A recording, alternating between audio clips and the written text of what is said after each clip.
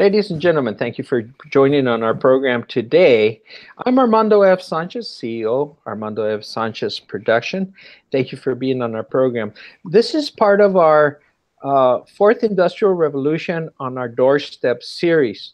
And we're connecting with members, and we have a guest today, Johannes Moenius.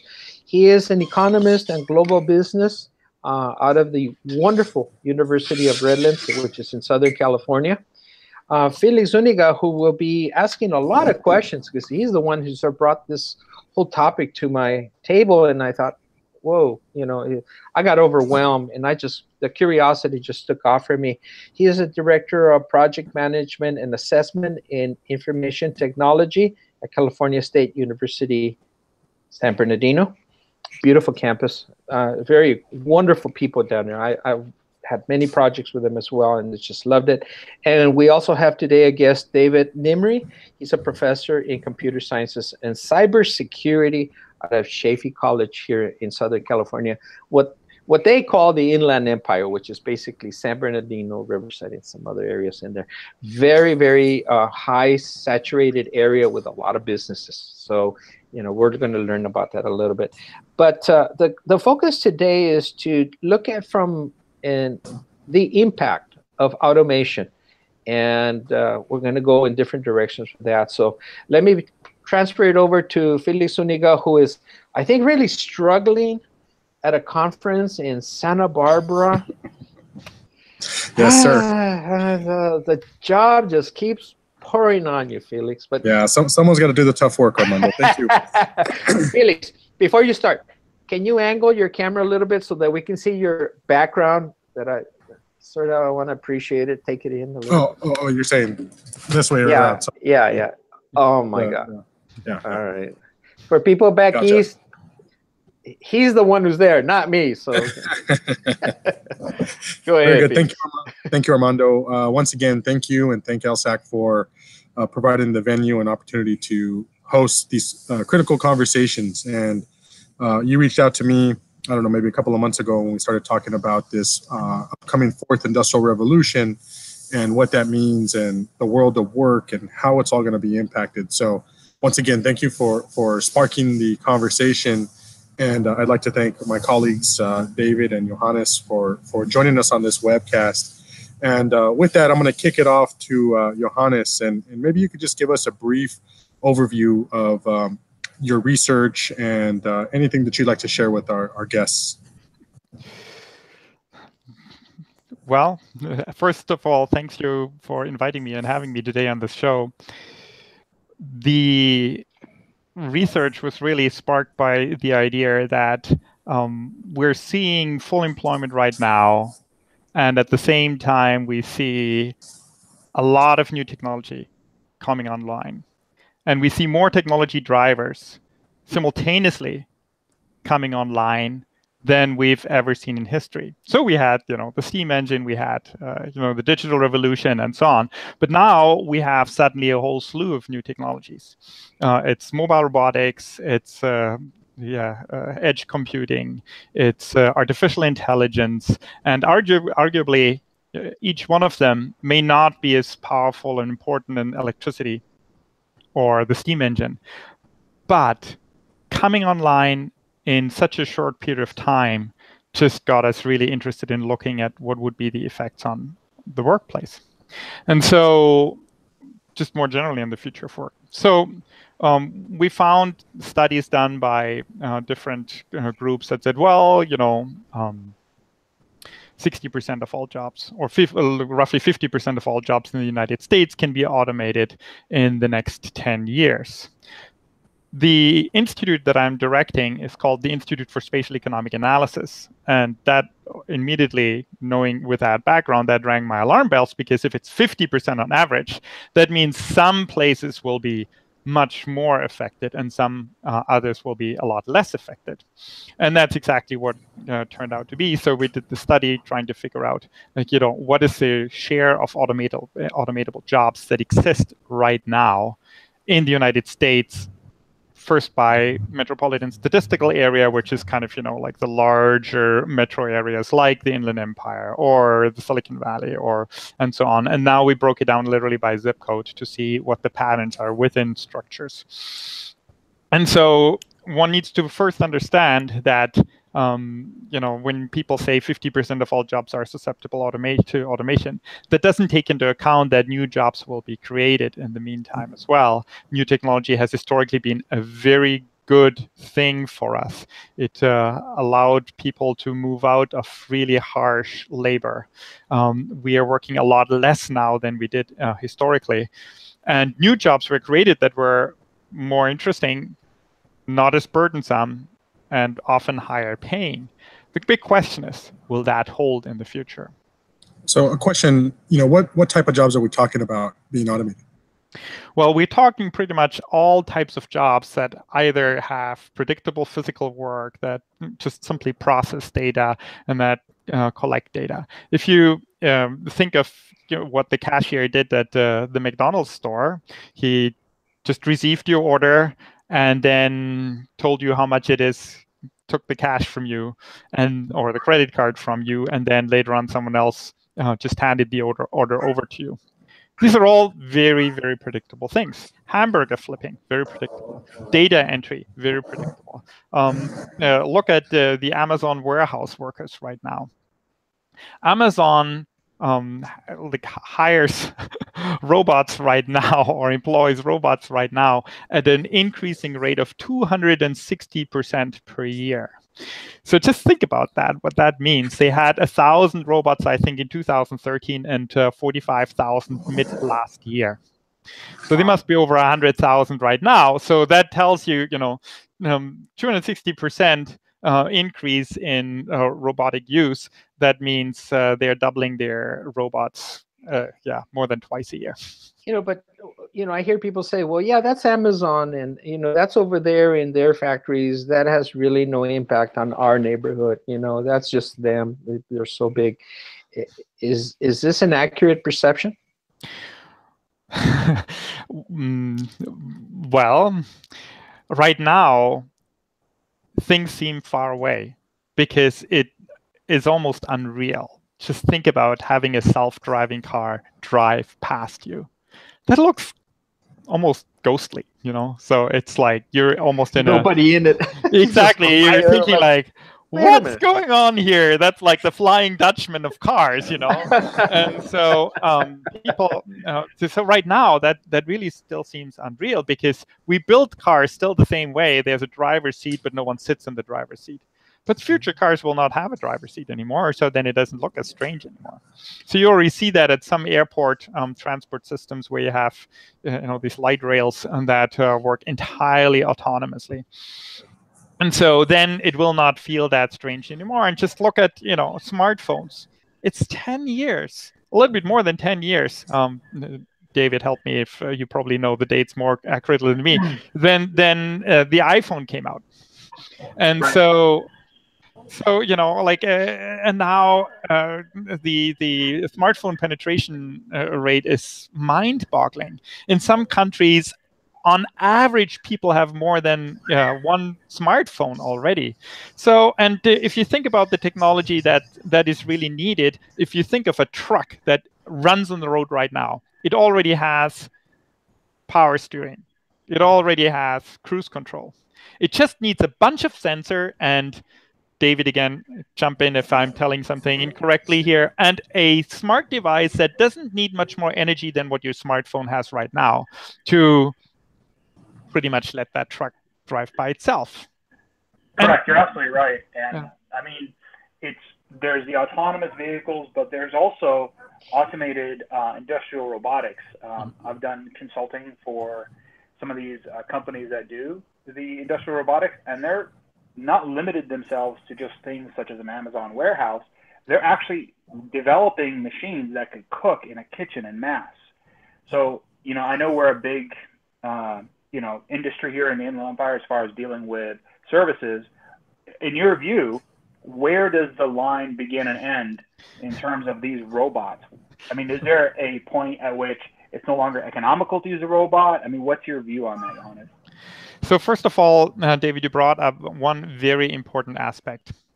When we taught about robotics, or when we thought about robotics, we really thought about industrial machines that weld together cars. The big change that we are going to observe is that robots will escape the manufacturing sector. And just think about it, we have about 10% of our workforce, a little bit more, working in the manufacturing sector. 90% in our workforce in the US works actually outside of manufacturing. Very little, very few people in agriculture, and agriculture has huge automation potential because everything is predictable physical work there and can be even improved by sensors and the Internet of Things and all these kind of things, like these buzzwords that go around, which is nothing else than smart devices, smart sensors that feed into larger data connections that allow you to compute tailored responses, tailored actions, literally by square foot of agricultural land. That's great for agricultural productivity, but it also means that we need to manage a transition out of the workforce. To address David's questions more directly, where is the border? Well, the border really depends a lot on how society evolves. It's a matter of economics, but it's also a matter of social acceptance. Just think about the fast food industry versus the high-end restaurants. I think I'm pretty safe to bet that you won't see robots buzzing tables in high-end restaurants anytime soon. But having a mini McDonald's around the corner that has a staff of 0 or maybe 1, that's entirely possible. Yes, you referred to a report, I believe it was from McKinsey Group during the State of the Region address, and in there you talked about time frame for this kind of change with jobs and automation. Can you tell us a little bit about that? So I think it's really important to understand how economics work in the short, medium, and long run in the context of automation. Because, you start out and it's now very expensive to put a hamburger flipping robot into a McDonald's right now. The first one is always the most expensive to build. But once you have enough places for which it actually makes sense to have an automated hamburger flipping robot, then suddenly, all those development costs, all those production costs are spread over many more units. And we call that economies of scale, which means the larger the number of units you produce, the quicker the price goes down. So the question is, will that continue indefinitely so? There's something in computer science called Moore's Law. Sorry, David, I'm stealing that from you. That's my thunder. Let's pick on David. Okay, now let's have David explain that one here. That would be too unfair for me. Hey, you put a teacher on the point. I like that. Go ahead, David. What's Moore's Law? Oh, you're on mute, David. So Moore predicted that the process of computing, or the power of computers, will double every 18 months. And so there's a little bit of discussion on whether it's 18 months or 2 years, but generally speaking, the processing computers will double, and most companies are trying to keep up with that prediction. It's not a hard and fast law of physics. It's just a prediction, and it drives most companies. When I hear Moore's Law and all that, and thank you for that insight, what does that translate to? So somebody says, okay, it's going to double. Yeah, so what? Sorry, go ahead, Johannes.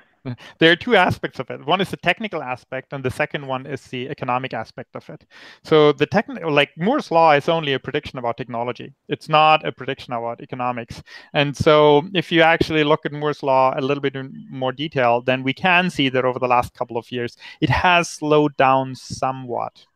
But not that much.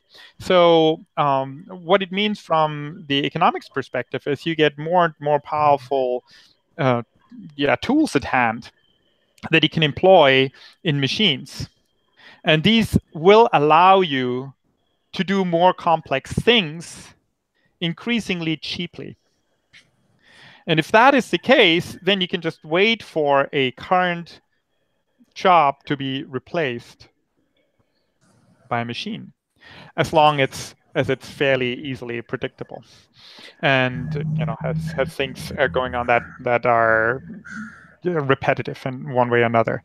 So for us, really, that means just again, think of your smartphones. Or your smartphones are artificial intelligence devices. So yeah, when you look at that, that means we've seen a conquest of technology, of the pockets and literally also the minds of people over the last decade that is completely unprecedented. So things get faster and faster and faster. And that is the interesting thing. Yeah. I'm going to throw a wrench into this process and make it more complicated. I'm going to throw the question at Felix. And Felix, if you can give us a 30-second shot, what will be the impact when we switch over to quantum computers? If I knew, then I wouldn't. I guess I would permanently live here in Santa Barbara. But just reflect and invite your friends over. Don't forget us. Don't forget us. When you think about technology in general and what's changed in the time that I've been involved, which is a short period of time here. I got into technology at the end of the dot-com boom. That's when we started kind of studying it and this tech bubble that happened and the birth of the Silicon Valley. And, I just reflect back sometimes and I look at where have we come since then. And it's amazing to me, how much technology has changed and impacted everything that we do. So it's really hard to predict, when and how these changes are going to impact us like that. But I think I referenced that before. It's here. It's happening. It's not from one day to the next, but every day there's something happening. If you turn on the news every day, there's going to be something that's referencing new technology, new changes, and bringing it to the forefront of our everyday lives. And even at the policy level, look at Mark Zuckerberg, testifying in front of Congress. When did you ever think social media would be not on trial, but up there for the public to view, and then look at the lack of technical knowledge that was present in most of the questions that were asked to him. And it just showed, it made me feel like, hey, I can go do that job. Questions, So I don't have an answer for you, Armando, on that, but I just know that what I've seen and how it's changing, it's here. It's here. Armando, if I can chime in just 1 second regarding quantum computing. So our discussion earlier about Moore's law and quantum computing, in my personal view, I make a prediction that Moore's law will be wrong, but not wrong in the sense that computing or processing power will double every 18 months. Right now, as Johannes said, we're getting towards a plateau. But I really think once the qubits become more sustainable, IBM showed off a 49-bit quantum processor just a few weeks ago. I think Moore's law will be proven wrong in that he is going to be underestimating the processing powers significantly. Yeah. And so just actually getting back to Armando's and Felix's question from earlier on, what will be the effect on the workplace, and what is a matter of time here? So Forrester Research did a study maybe 1.5, 2 years ago, and they said that by 2027, that's less than a decade from now, we will have more unemployment from automation than we had during the Great Recession. And that, of course, specifically for the Inland Empire, that's pretty frightening because we are the largest metro in California in terms of its susceptibility to automation. We're the 4th largest in the nation. The largest is actually Las Vegas.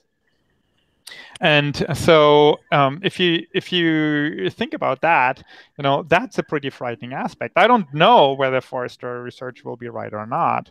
What I do know is that, like as things speed up, if actually Forrester research was actually right with their 2027 prediction, I don't need to watch horror movies anymore. Not that I actually do, but if I start thinking about 2035, because by 2035, then we'll have a real substantial problem with mass unemployment.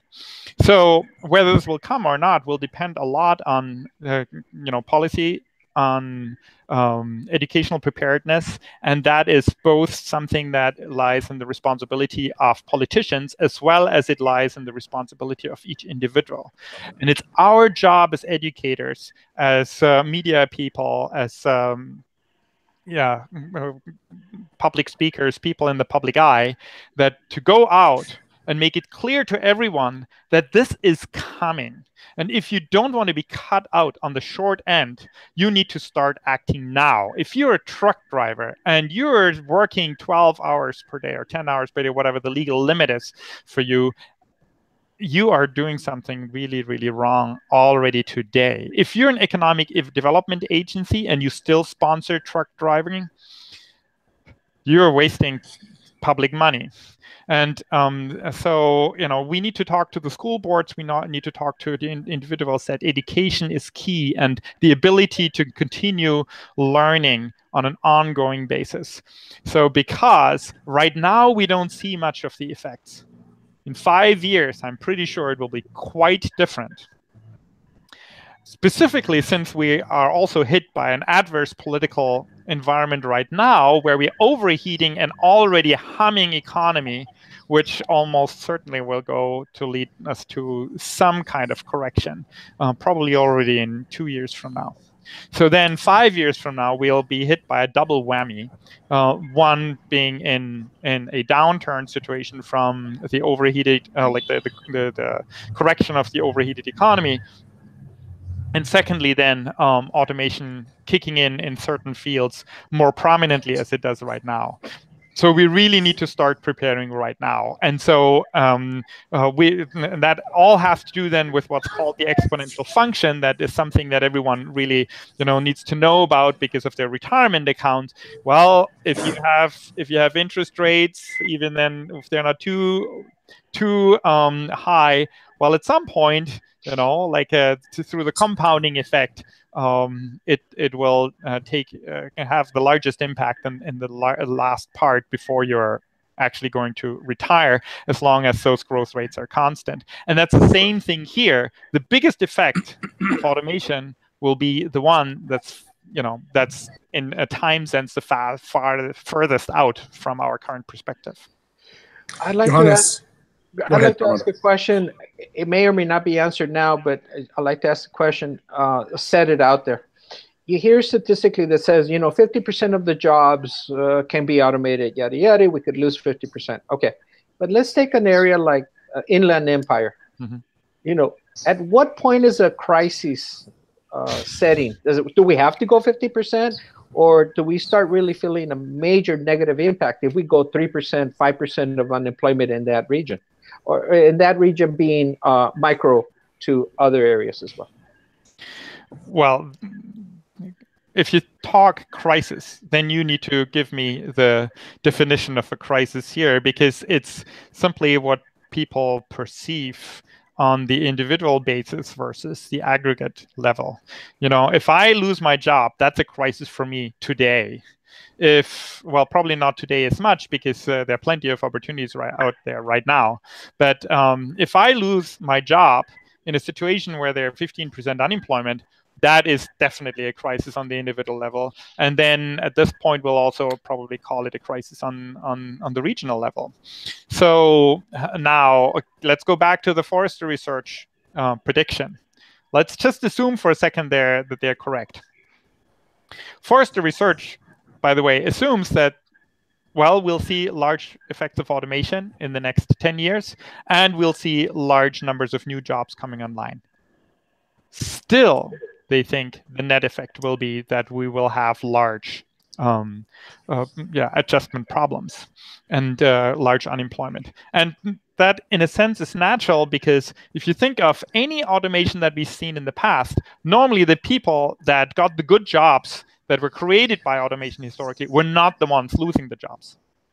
That's always like different people.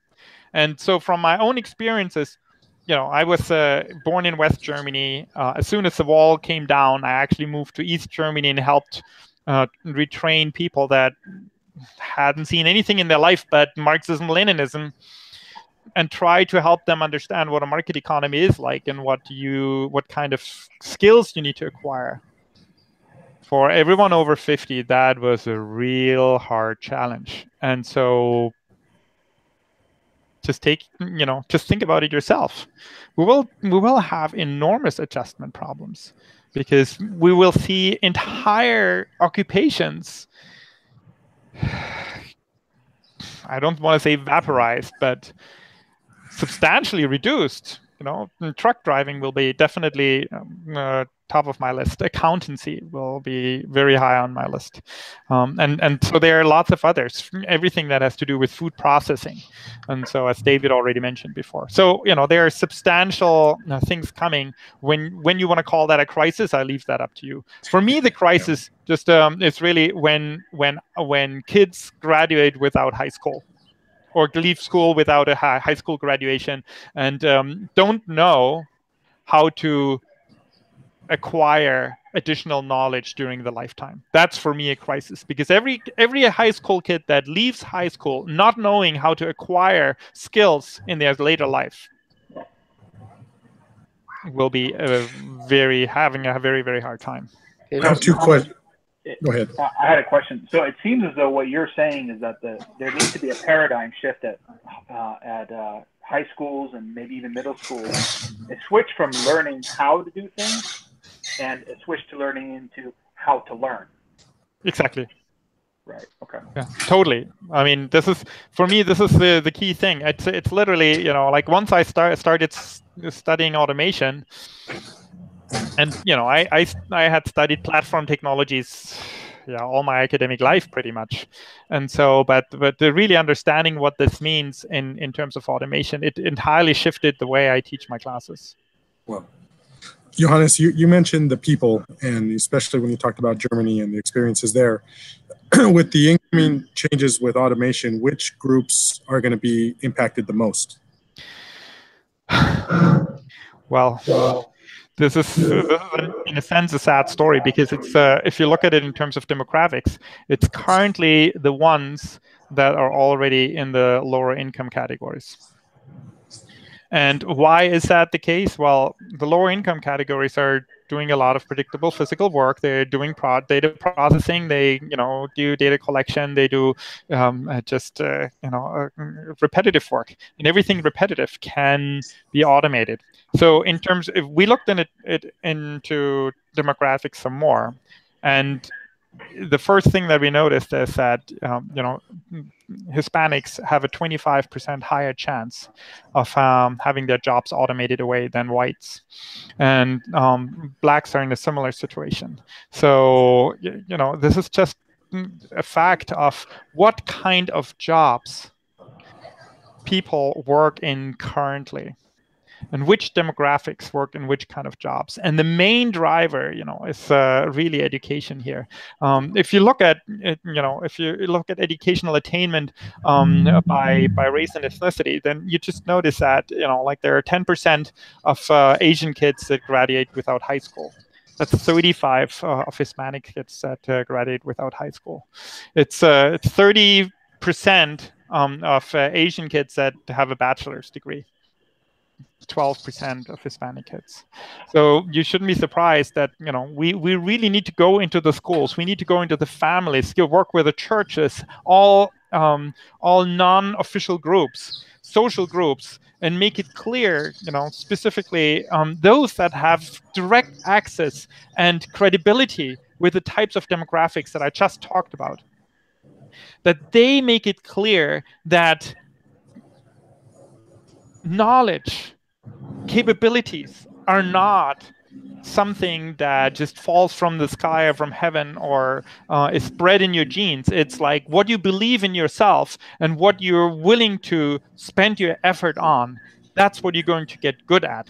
And so find something that that you like to do, because whatever you do, you'll have to hang out with that thing for a while, not being good at it before you get really good at it, but then stick with it, and then you'll get good at it. And whoever is going to be really good at something that is not predictable, let me repeat that, will have a job in the future.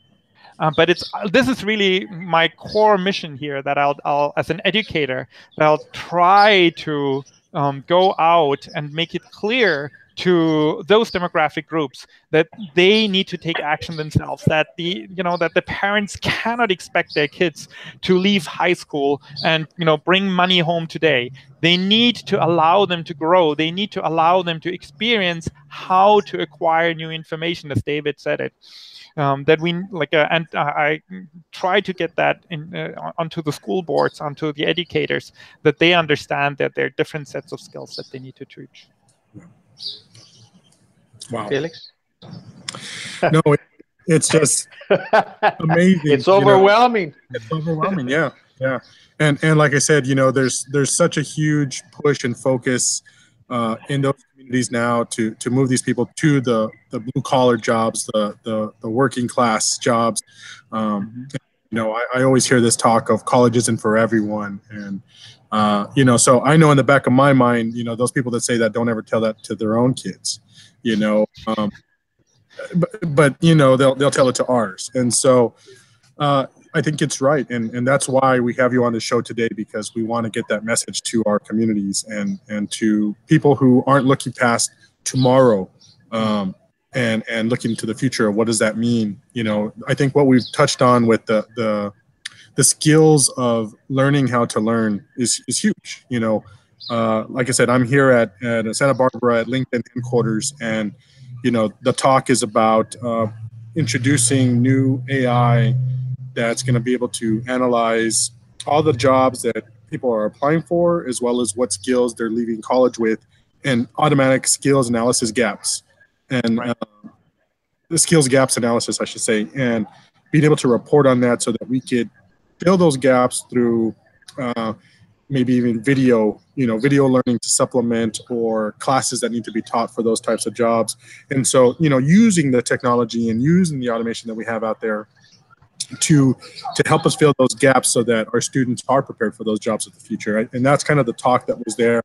And a big push yesterday on the LinkedIn Learning Summit about learning how to learn. That wasn't the first time I've heard that, but that's there's this new concept of micro certifications and having to relearn new sets of skills every 5 years. I think they put up a stat yesterday saying the average skill set lifetime is 5 years now. So every 5 years, people are having to reinvent their skills.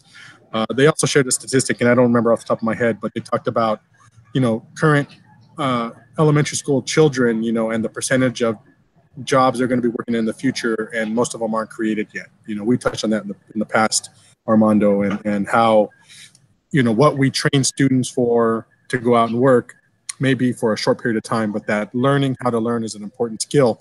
What other skills are, in your opinion, David and Johannes, besides learning how to learn? Go ahead, Johannes. I'll let you take it, and I'll follow up. So, I mean, like the McKinsey study actually gives us some good ideas about, what kind of activities, what kind of qualifications are going to be still required and necessary in the future. And so they identified 4 different categories.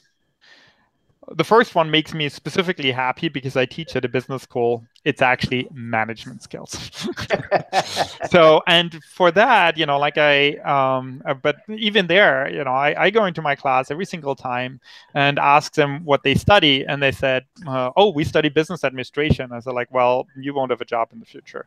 And then they look at me why are you saying that to me? You're teaching at a business school and you tell me that I study business administration and I want to have a job. Because business administration is not really going to have much future, because administration is something that artificial intelligence can do very well. You need to be a business innovator. So if you really think about business studies or management studies as business innovation, then you will have a job. But just, shifting paper from the left side of your desk to the right side of your desk, that's not going to give you a good salary in the future anymore. A second thing is everything that requires some kind of expertise. That means, of course, working with expert systems in the future. That means, working with large data sources, rule-based knowledge, but then being able to modify, judge it, apply it, find out whether this is the right situation in each case, and double check. That will still have a large opportunity in the future. The third one is everything that has to do with interface, meaning people-to-people interaction. So communication skills are absolutely essential. So of all the, if we look at it in a, general education kind of context, what are the three things that people really need to know in the future, that what our kids need to know, then it is definitely some kind of management skills. And if it's just time management, managing themselves, some idea of what a project management looks like. Secondly, it's going to be how to communicate with others. Whatever you know, how to communicate it effectively and efficiently with other people. And the third one is then constantly acquiring new expertise. There will still be unpredictable physical work. That's, if you think of police force, firefighters, even watch repairers in a sense, or but only for the high quality, high end watches, because the others are so cheap to make. It doesn't make any sense to actually repair them. Or musical instrument repair. So that's certainly something that I can't see will be completely automated. Although even here, tuning a piano, you can probably have a robot do that in a couple of years. We're getting ready to close the show, unfortunately. So we're going down the alley of closing statements. Do I want to close the show? No. There's too much going on, but we've got to stay within the framework. So Felix, back to you.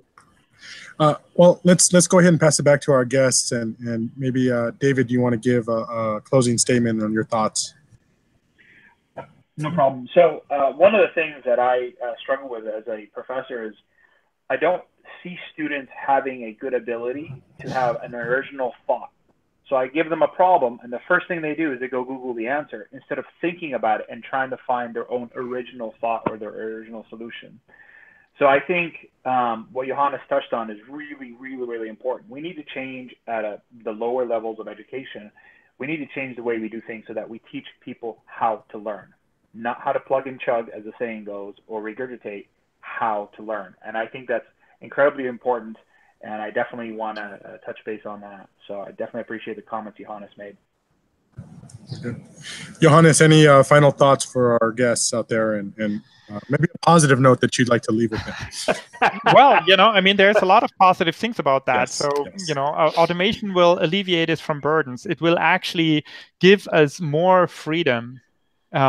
We will be able to work a lot less in the future than we do right now. So the important thing to notice is that it requires a societal effort, a concerted societal effort to move us from here to there. And given the size of the task, we only have very little time to do so.